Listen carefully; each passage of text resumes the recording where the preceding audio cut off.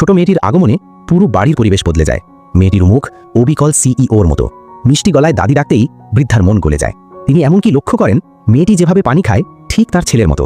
তবুও যখন দুজনকে আবার একসঙ্গে থাকতে বলা হয়, সিইও সেই মোটা মেয়েটিকে মেনে নিতে পারে না। তার মনে হয় এই নারী 6 বছর আগে সেই মেয়েটির এক চুলেরও সমান নয়। আবার ঝগড়া হয়। ঠিক তখন সহকারী দৌড়ে আসে, হাতে একটি জেড প্যান্ডেন্ট বলে। বাইরে এক মহিলা দেখা করতে এসেছেন। সিইও তাকিয়ে দেখে সেই 6 বছর আগের প্যান্ডেন্ট। এক সুন্দরী নারী ভেতরে ঢুকে কাঁদতে কাঁদতে বলে, আমি সেই সময়ের মেয়েটি। এতেই আসল নারী রেগে আগুন, কারণ প্যান্ডেন্টটি তার সৎ বোন জোর করে কেড়ে নিয়েছিল। সে সঙ্গে সঙ্গে সৎ বোনকে চড় মারে। তুই আর তোর মা যদি আমাকে ওষুধ খাইয়ে মডেল প্রতিযোগিতা থেকে সরিয়ে না দিতি, আজ আমি চ্যাম্পিয়ন হতাম। সৎ বোন উল্টো অভিযোগ তোলে, বলে সে নাকি নিজের কলঙ্ক ঢাকতেই মারছে। মেয়েটি আবার মারতে গেলে সিইও তাকে আটকায়। এই দৃশ্য দেখে সে বুঝে যায় এই বাড়িতে তার আর জায়গা নেই। সে মেয়েকে নিয়ে চলে যায়। ভাগ্যক্রমে সিইওর সহায়তায় মেয়েটির রোগ সেরে যায়। এখন আর মোটা থাকার দরকার নেই।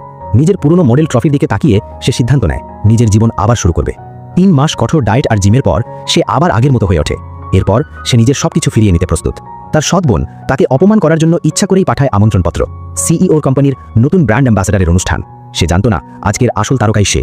সবাই ভেবেছিল সে এখনো 3 মাস আগের সেই মোটা নারী। শুধু তার মেয়ে জানত আজ তার মা কত সুন্দর। মঞ্চে আলো জ্বলে উঠতেই এক অপূর্ব সুন্দরী নারী ধীরে ধীরে নেমে আসে। সে আবার ফিরে পেয়েছে 6 বছর আগের সেই রূপ, যে রূপে পুরো হল নিঃশ্বাস নিতে ভুলে যায়।